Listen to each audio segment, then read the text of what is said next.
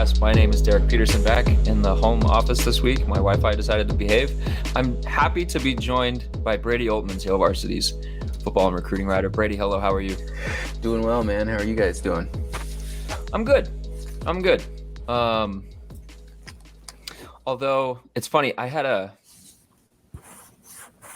wore an OU hat that wasn't OU, but it had the logo of the student paper that I wrote for when I was at the university. But it was very obvious that what university was being represented with the logo on this hat. And I had a handful of people, just random strangers out in the wild, that stopped me and basically made the same kind of comment, which to the effect, you guys don't know how to handle people leaving you, do you? Like we're embarrassed watching Oklahoma fans react to Lincoln Riley leaving. And I was like, all right, we're just not going to wear this hat anymore. We're just going to take it off because I'm with you. I'm embarrassed too. So that's fun. It's always fun when you're in Chicago, Illinois, and you have people saying like, hey, can Oklahomans get their crap together? Can you stop being such babies about this situation? So I'm very curious to see how things go when they come in like a week and a half. Yeah, I mean, most of us have been dumped before, right? And some of us weren't lucky enough to be dumped by the textbook 80s villain in a ski movie trying to save the lodge, that is USC. So some of us just got dumped for another person on, first line trumpet or whatever. So I don't know. Oklahoma, get over it. We've all been there. Most of us have been there anyway. Yeah. So we're going to talk, I've got you on today. We're going to talk about Nebraska's run game. Anthony Grant looked good in Nebraska's win over North Dakota. It was North Dakota. It was an FCS team, so temper expectations and reactions and all that good stuff. But he looked good. So we're going to talk about him a little bit and talk about the run game a little bit, a lot bit actually later. But kind of before we dive into that, I just have a couple offhand kind of notes, things that I wanted to talk about from this North Dakota game the past week. So Nebraska plays Georgia Southern this weekend. If you guys are looking for a preview of that game, go check out Brandon Vogel's I-80 preview podcast. He's going to have the only preview that you could possibly hope for on that Georgia Southern game. So go check that out. Brady, you just came from Scott Frost's last media availability press conference situation, whatever you want to call it, of the week before they play Georgia Southern. We're recording this Thursday at noon. You just talked to him a little bit ago. Anything of note come from that conversation? The big things that he touched on, because he really kind of keeps things short and sweet on Thursdays in the last media availability before games, basically said they're aware of the forecast, about a 70% chance of rain from kickoff until well after midnight. So they're aware. They need to be prepared to run the ball if it becomes an opportunity to run to win. He kind of talked a little bit about how they had the first team offense against the first team defense in practice this week. Said that he liked how everything looked. He liked giving them full speed looks, especially for the defense. Said he was very happy with how that turned out. He kind of gave standard answers to most other things, kind of weighing things. Was asked about team captains, Vokalek and Henrik, about how they're coming along. The notable thing wasn't their update. They're both day to day, and fingers crossed that they can go any day. But he's kind of asked how coaches like to see them on the sidelines, how they're using their roles as team captain to still be interactive with teammates during games and during practice.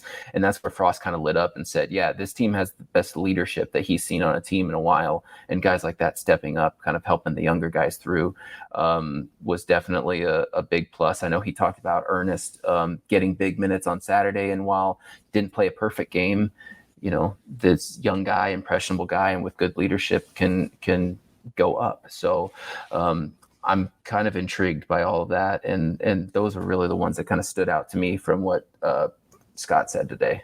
Yeah, Hausman made his first career start, got in for Henrich, who was out, and missed a couple tackles early. but they were misses from a guy that was just like flying a little too quickly to the football. Yeah. Well, I wonder, that's kind of what we see looking back at things on film. A lot of their misses are, I mean, it's fundamental things, but you got guys just too amped up to make a play. It's kind of the settle down. You're there to do the job. Kind of don't overrun a pocket, don't overrun a hole, and just stay home. And I think Nebraska might, as a unit, be better off doing that. Yeah, it's always better when you're if you have a missed tackle issue, which has been an issue through the first two games. It's always better if it's more correctable things in sort of your approach than willingness to tackle or intensity to tackle or like, how many guys you have getting to the football. So that's always, silver lining and everything. I made a couple notes from the North Dakota game that I want to talk to you about before we get to the running back. The first one in my little notebook was Nash Hutmacher had a pretty impressive play on a 3rd and 2 in the first quarter. He just absolutely blew his man up right off the snap of the football. And I think Garrett Nelson got credit for the tackle that ended the play, ended the drive, halted the North Dakota drive. But it was Nash Hutmacher who pushed his guy literally right into where that running back was supposed to go on that play.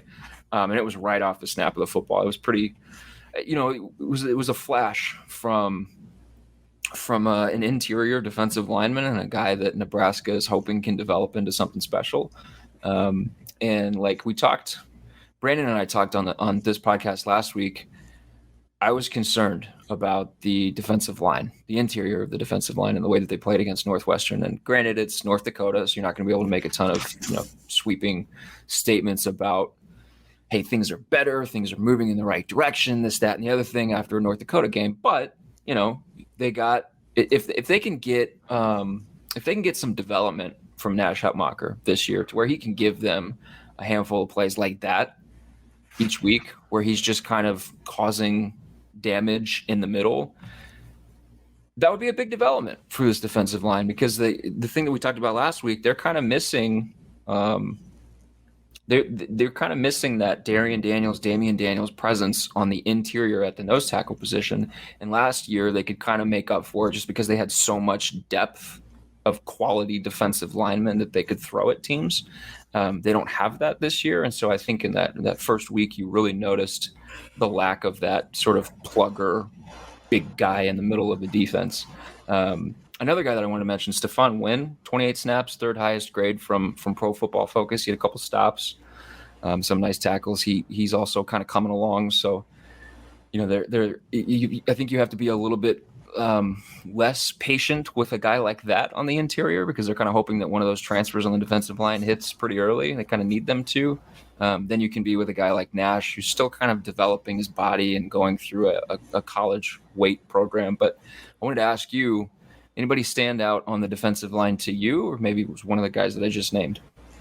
Yeah, I mean, the one that stands out right away is that play, that fumble. I mean, Garrett gets the strip sack. You expect a guy like Garrett to make that play, or at least if the play is going to be made, he would be maybe not expecting, but if the play like that is to be made, you pick a name out on the roster sheet, his name is probably, on the short list of the guys that do it. But Steven, the movement, the absolute closing of space and the presence of mind to follow that play and then to get where he was at to get onto that football to recover the fumble was really impressive to me. That stood out. Ty Robinson talked a little bit and earlier in the week kind of about just the game speed, where they're seeing things, what in games and in practice, what is going on, and because I think I'd agree against Northwestern, that was a point of concern to me. That was definitely one of the things where immediately, like, you've got to fix that. If you want to compete in the Big Ten, your defensive line has to improve. Of course, Nebraska wasn't getting much on the edge either in that game, but it really seems to be those guys getting a push. Steven and Ty really leading the charge, I guess, and trying to make that play. I know Teddy Prohaska said something about going up against guys like that in practice this week has really helped him out and has really kind of helped the offensive line see, again, those live snaps, those full speed snaps. And yeah, like you said, you kind of temper expectations because it was North Dakota and everything like that. And you're short to crown people after a North Dakota game, but the reality is Nebraska wasn't able to beat Oklahoma last Saturday. They're not able to beat Northwestern last Saturday. They can only beat the team that they were playing. And unlike those games previously, they had a close game in the second half, and they closed it out in the fourth quarter and absolutely pulled away. That is an encouraging sign that you can take away from this Nebraska team. And they did it. The offense was making plays, but the defense saw the changes that need to be made at halftime, made the corrections, got a considerable push, sustained push at the line, and ended drives and closed the door, made it so Nebraska was able to pull away and you weren't having a track meet in the fourth quarter. So, I mean, for me, the bland answer that people aren't going to want to hear is it's a team effort and you got to have the depth in order to make those pushes. But yeah, I mean, it starts up front. It starts with the leadership. It starts with the guys that you want to make plays like that. So yeah, Ty and Steven made the biggest impressions to me immediately after that game. Top three wideouts: Alante Brown, Trey Palmer, and Marcus Washington, who began the game. Alante had 2 catches, 27 yards. Washington had a really nice catch along the sideline that he controlled. And initially they thought it was incomplete and then turned around and ruled it complete. It was a nice play. Trey Palmer was open all over the place. It was I guess an encouraging sign from their wideouts. I guess I know you don't get to talk to assistant coaches in season, so you haven't gotten to hear from Mickey Joseph, but you get to talk to Frost. You get coordinators. I guess what was said about the wide receiver group this week, or maybe the top of the wide receiver room? Comfort's a big thing. Comfort and confidence. Keep in mind, this is Mark Whipple's first year implementing his system that took 3 years to really become successful. And at Pitt, and even then, he needed a Heisman finalist quarterback, to really make it stand out, and a guy like Jordan Addison on the outside to make it really pop and become nationally known. But the more reps that they're getting, the more comfortable they feel. I think Casey said something really interesting to me after the Northwestern game. When they threw, Isaiah caught the opening touchdown pass against Northwestern. Great ball, great catch. And he said that he didn't know until after the play that was even Isaiah that caught it. He thought that was Alante who caught that ball, because they're throwing so many different people out there and they're trying to get used to this and that. So it's not like they can look over, see the number of, Alante or even Omar Manning, who played in his first game last Saturday, and know what the speed or know where they got to put that ball. They're not at that rapport yet with each other. So that's really interesting to me. But you get the great catches, the guys who are able to pull down tough balls like that. And like Alante's catch is a good example of it, that helps themselves build confidence and helps Casey know, this is still his first year in the system, first year in Nebraska, but he can throw it out and they can grab it. Now you get a guy like Trey Palmer, who is clearly a specimen of an athlete, and they're trying to start using him a little bit like Jordan Addison was used in Pitt last year. Get a guy in space, bubble screens, or just sweeps across the middle, and able to just get him with a couple of yards of separation from the defense and allow a playmaker to make plays like that. But at the same time, Trey said on Monday that he's got to work on his conditioning, because when he was at LSU, he wasn't asked to play as many snaps as he is now. So it's all a work in progress. But I mean, you see those little glimmers of plays here and there. And if you're a Husker fan, you think like, yeah, like we need that all the time. Understandable, because I can tell you right now, there were plays Josh Allen made when I was in Wyoming watching it on the sidelines where I'm like, that's unreal. And there are plays that Casey's made and throws and things that the offense does here, and you're like, okay, like, wow, this thing can go. Just consistency, and it comes from repetitions and things like that. So it's getting there. Obviously, there are points of concern. Casey's interception went directly to the linebacker. He said that he didn't see that one. He saw the guy, the linebacker, in motion, but didn't see the one settled up over the center. So, but it's with anything else. It's still early in the season. They're trying to make plays and everything like that. But there's definitely encouraging signs, and I think getting a good receiver rotation, little glimpses out of each one of the receivers, has shown that at any point one of those guys can step up and make a play like that. Work in progress, man. That's why you schedule teams like North Dakota and Georgia Southern. That's what happens. The other thing that I wanted to note, this team, we've been talking for 4 years about what is Nebraska's identity. I think I finally settled on an identity. This team's just stressful. Yeah. It's going to be stressful as hell. And I'm watching from a little bit different vantage point this season. This team's going to be stressful as hell. And just this sequence, just ridiculous sequence in the first half. They have the blocked punt. Javin Wright gets his hand on the punt. And then they almost give it away because of whatever is going on inside Wyatt Lever's head. And he tries to pick up the ball with one hand with another person on top of him. Oh my God, what's going on here? And then on the very first play of the possession, Trey Palmer beats his man down the field, and he's looking like he's going to have a walk-in touchdown. Casey underthrows him. Yeah. Crap. Oh, but wait a minute. Defensive pass interference gets called. Okay, we get 15 yards. Okay, we're moving down the field. We've begun a drive with 15 yards. That's an explosive play. When you begin a drive or when you have an explosive play on a drive, your statistical probability of scoring a touchdown on that drive shoots up. Awesome. We're off and running. Next play, fumble. Give the ball away. Oh, but wait a minute. Then the defense is going to respond with a 3-and-out and immediately punch North Dakota right back off the field and give your offense the ball again. Oh, wait a minute. Now the offense is going to go 3-and-out. This team's just stressful as hell, man. just put something together for a couple of possessions, which they did in the second half. So that these games are just going to be antsy. You're gonna be angst riddled on Saturdays watching Nebraska football. When this team is on the football field, you're gonna have sweaty palms and sweaty butts, and if you're biting nails as like a nervous tick, like your nails are gonna be done by the end of the season. This team's just stressful. That's the identity. There we go. We figured it out. Yeah, well, consistency, right? I mean, it's been the case for a couple of years now. You've seen it through the first two games. Nebraska does something good, but then something inevitably happens a couple of minutes later, or the next drive, or immediately after. Something just happens to negate that. And I think that's something to be watchful of this Saturday, because they haven't won consecutive games for a calendar year. If they win on Saturday, it will be 364 days since the last time they won consecutive games. And Scott Frost has talked about this being a confident group. They come in, they believe that they can win every game, which you should. If you're playing Division I football and you don't believe you can win that day, you're not going to play. But the confidence of actually going out there, closing the door in North Dakota and coming in against a team like Georgia Southern, talented, great athletes, coached by Clay Helton, who ran USC, like into the ground. Yeah. Well, yeah.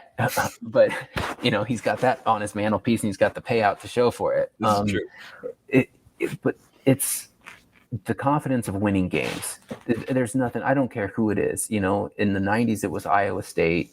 If it's UMass now or UConn now, whoever it is, a win is a win, and it's going to go down forever as a win. And you can't, again, you cannot beat Oklahoma today or tomorrow. You cannot win the Big Ten by beating Georgia Southern on Saturday. You can only beat Georgia Southern on Saturday. So that's your job. And there's something to be said for just getting the consistency and the confidence to build upon each other, to work your way up to that, and to just beat who you can. Because frankly, the only thing that Nebraska's beaten consistently over the last 4 years is Nebraska. Wow. That was well done. That was good. That was good. That was the perfect kicker to a story, but you actually came up with it on the spot. Well done. Let's talk about Anthony Grant, because I'm watching this kid run, and he looks like a back that Nebraska hasn't had in the last couple of years. And again, tempered expectations and reactions, because it's North Dakota. I was about to say Notre Dame. It's not Notre Dame. It's North Dakota. Different ND. Different ND.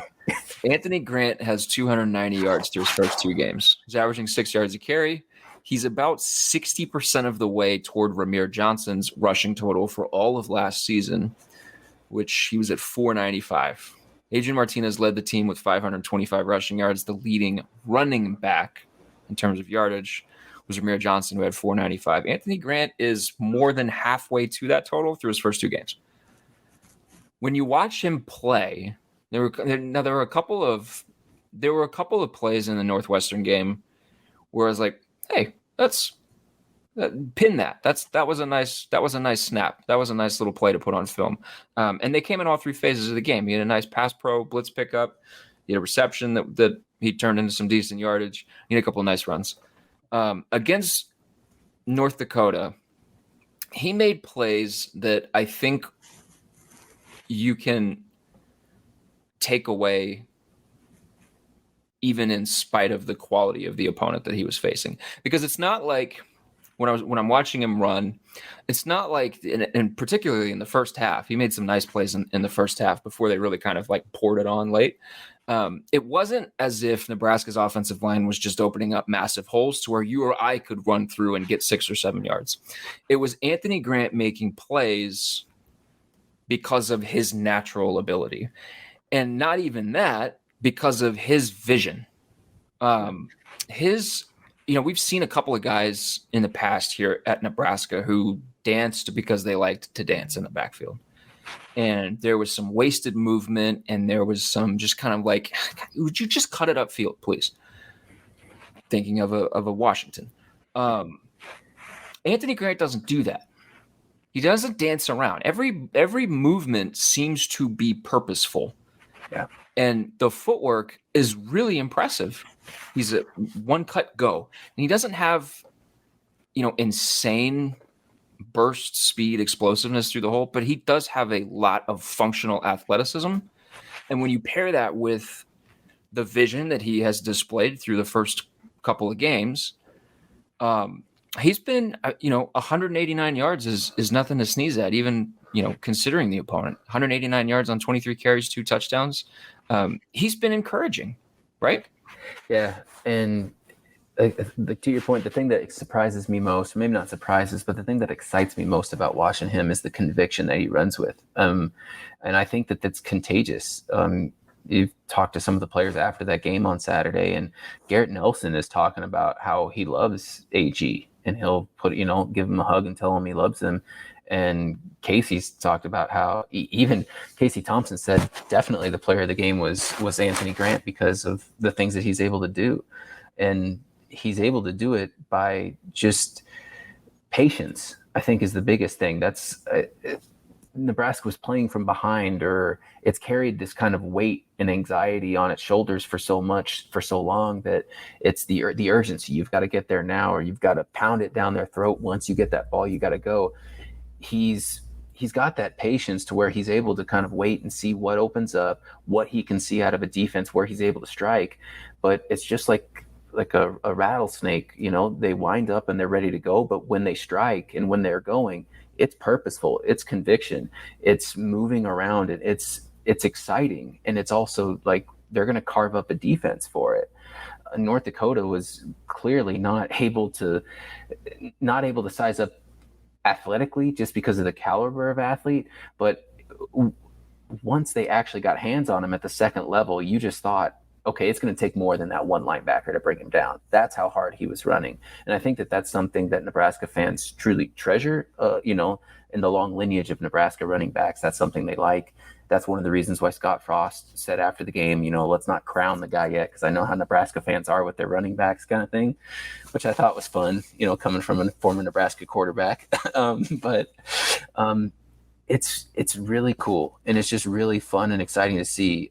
He has cemented himself as the number one, even on the depth chart, which is kind of a formality. We knew he'd be the number one after that, but Mark Whipple said this week that they're still working all those other guys out because it's a long season. They want to build somewhat of a running back core behind him, because if you're leaning on anybody to carry the ball 25 times a game anymore in college football, you're flirting with potential disaster there.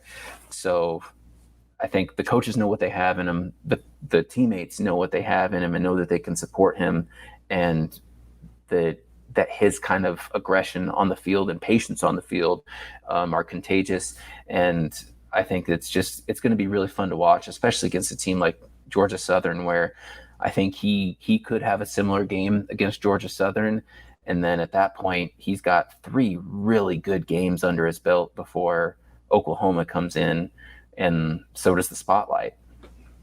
Okay, put a pin in the 25 carries a game, lean on him comment, because I'm coming back to that in a second. But I think it's so funny to hear Frost now when a player has a good performance and we ask him about him, or he gets asked about that player. the comment is always kind of the same, where he's like, I don't want to crown him yet. Like, we don't need to talk about how great he is yet. I know how Nebraska fans are. It's kind of that like you're going to run with what I say, and it's going to turn into this big whole thing. And it's funny to hear it, because it is a massive overcorrection from the start of his tenure, because this is the same guy that made the Remington comparison to a center that hadn't snapped a football in his life before. That's just funny. Okay, the leaning on Grant for 25 carries a game, you say it's flirting with disaster, flirting with potential injury in this day and age in college football. Yes. That being said, Nebraska, I know it's Mark Whipple offense. I know it's not his MO, but lean on Anthony Grant for 25 carries a game. If Anthony Grant doesn't have 20 carries against Georgia Southern, I'm going to be upset. This is your offense now. Lean into this, right? Yeah, well, and that's kind of the thing that's really interesting, because I have kind of been looking back at like Pitt game film from last year and really kind of, kind of getting a sense of what does this offense look like when it's functioning the way it was meant to function. And we're kind of seeing the seeds, being sown already. It's the West Coast, short passes, get them out in space, spread the defense out. And then when they're able to run, which they didn't do consistently at Pitt, definitely they want to do more consistently in Nebraska. It's with a defense that's spread out, because you're chipping away on the sidelines and then you're sending more attention there. And if you've got Anthony Grant in the backfield and you're telling AG line up against a unstacked box, when they've only got 6 guys committed there, I mean, you've seen what the guy's done so far. If they're not pounding the box, he's going to get 5-6 yards of carry out of that thing. He's going to be untouched getting to the second level. And even if he gets touched at the second level, he's taking 3 yards with him. Like, it's really exciting to see a guy be able and have the body and the strength to take that kind of workload that they're willing to give to him. But at the same time, you've got guys like A.J. Allen who have stepped up. You've got guys like Ramir Johnson still there. Gabe Irvin Jr. is still in the mix, kind of. Coaches still talk about him. They all kind of give something different. So while I think if you have your definitive number one, you have the guy that you say you're going to shoulder the running, the workload for the run game right now in AG. But, the Big Ten is tough on running backs. Everything is tough on the run game in this day and age, and you're taking a hit all the time. Just having that reassurance from different skill set backs is good to know. But I mean, definitively right now, Nebraska's got a running back that you can hand the ball to 4th and goal from the 3 and have a pretty good confidence that he's going to try to muscle his way for 3 yards. And I think that's something Nebraska fans can kind of hang their hat on that they weren't so sure they could do before. Yeah, I mean, this is going to be fascinating to see how this sort of evolves. And if Anthony Grant has another standout game against Georgia Southern, even considering the opponent, it's going to dictate that Nebraska changes some things, or maybe not changes, but starts to focus more on him, feature him more within the offense. And that makes this whole partnership between head coach and offensive coordinator super interesting, because in week 1, it was Mark Whipple. It was Mark Whipple, and there was so much made about Scott Frost just kind of standing, I should say week 0, Scott Frost kind of being more spectator than he's used to. Now they've got this, what looks to be pretty capable running back. And we saw, like, Mark Whipple was not brought to Nebraska to throw the ball 50 times a game. Like when Scott Frost signed up for the Mark Whipple experience, that's not explicitly what he hired Mark Whipple to do. He hired Mark Whipple to make this whole thing work, make this whole thing effective. Nebraska's offense has been productive. It just hasn't scored a ton of points consistently. Yeah. And when it's put up 500 yards, it hasn't scored, whatever the subsequent point total that you would expect from that yardage. But we have seen a Scott Frost offense work. And we've seen a lot of theoretical Scott Frost designs that look great.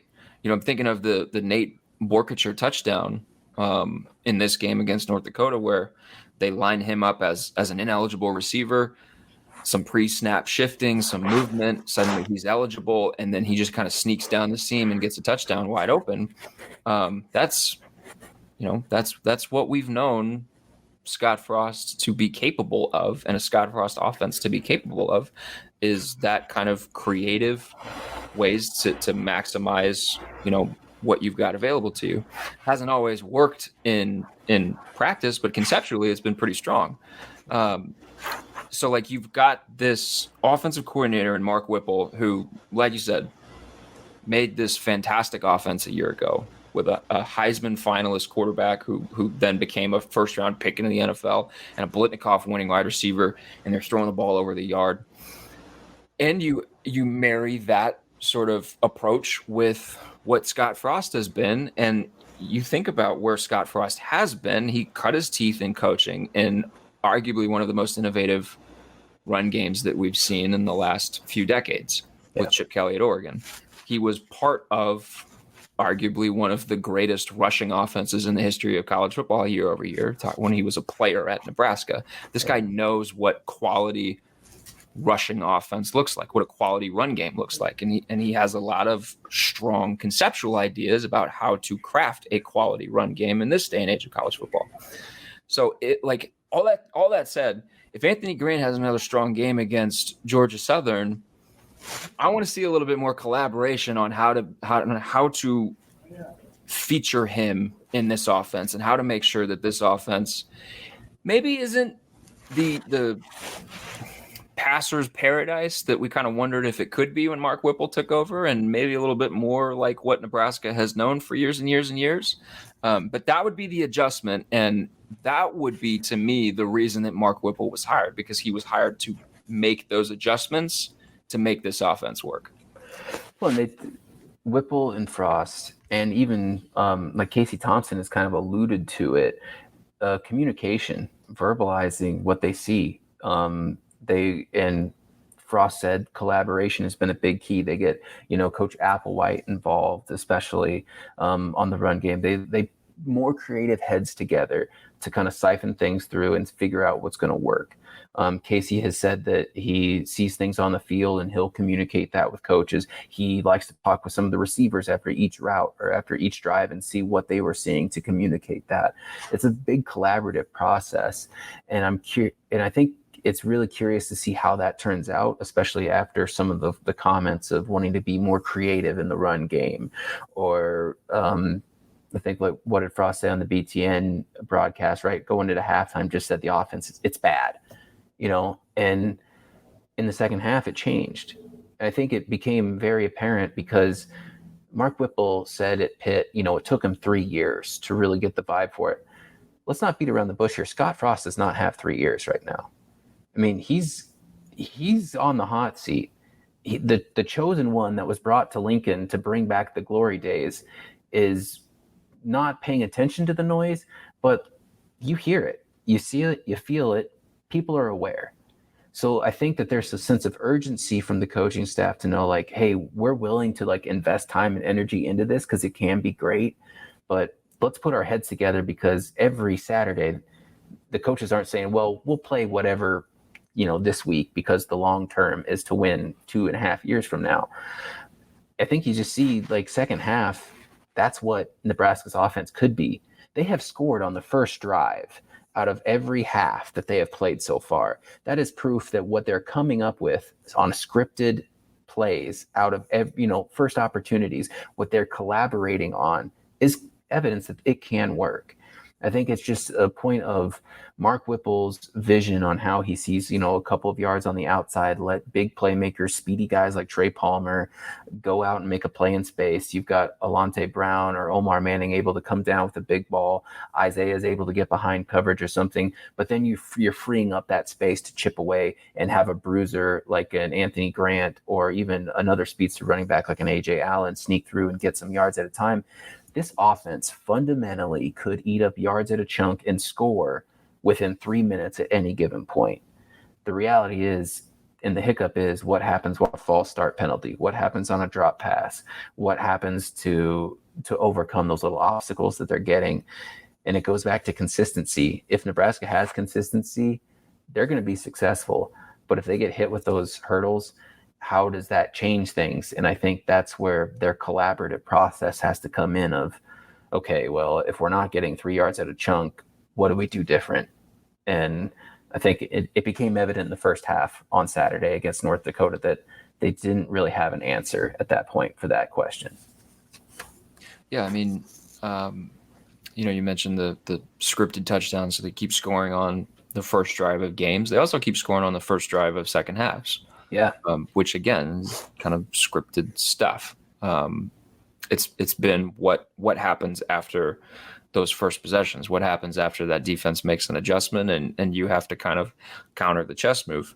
I think the adjustment is just Anthony Grant. And, this offensive line, another thing to keep in mind is this offensive line, I know the pieces have sort of changed out over the years, but they've been saying for years that they feel like they are at their best when they're running downhill, when they're able to just hit guys downhill and sort of have not necessarily a power run game, this is a zone scheme, but when they're able to move downhill. And Anthony Grant, one cut and go kind of back, he's patient, but he gets downhill.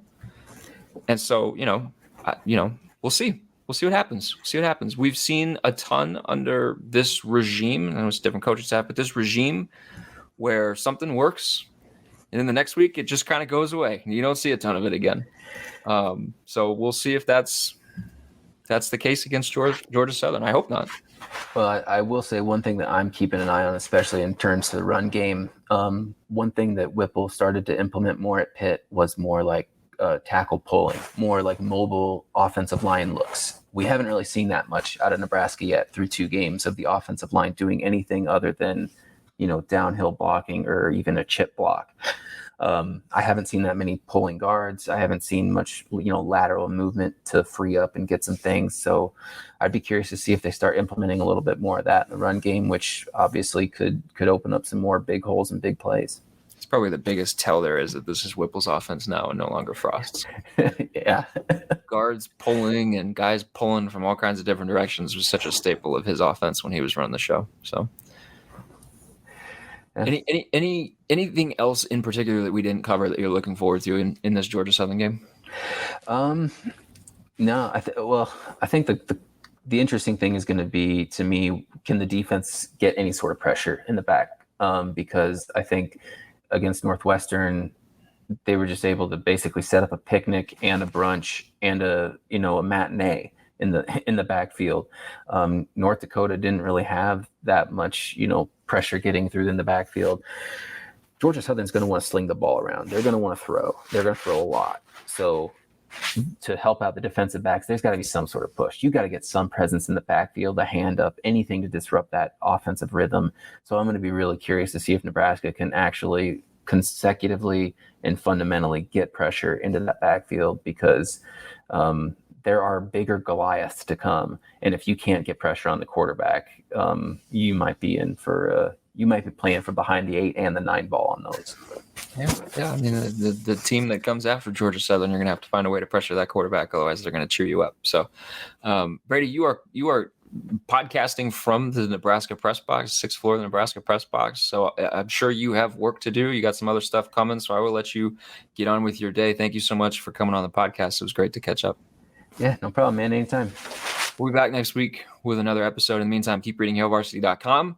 If you are not subscribed, go to HailVarsity.com/subscribe. Use the promo code Varsity, all caps. Make sure that you're able to read everything that Brady writes, everything that Brandon writes, all the Aaron's stuff, Jacob's stuff. Volleyball season is up and rolling again. Hail Varsity has your fix for all things Nebraska, so make sure to get on that if you haven't already. Also, you get the magazine. You want the magazine. Go follow Brady on Twitter. Brady, what's your Twitter handle? I make it simple for everybody. It's just my name, at Brady, Brady, no space, Oltmans, Oltmans. Go do that. I'm going to try to slow it down so I don't mess up my talking anymore, flub up anything else anymore. Shout out to you guys for listening to this podcast every week. Shouts to Brady for coming on. Shouts to Cam for producing this episode every week. We'll be back next week. Thanks, guys.